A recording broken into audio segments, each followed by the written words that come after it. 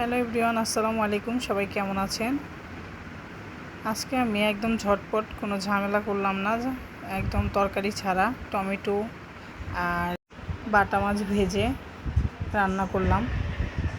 কারণ এত গরম পড়ছে, এই গরমে আসলে রান্না করতে ভালো লাগে না।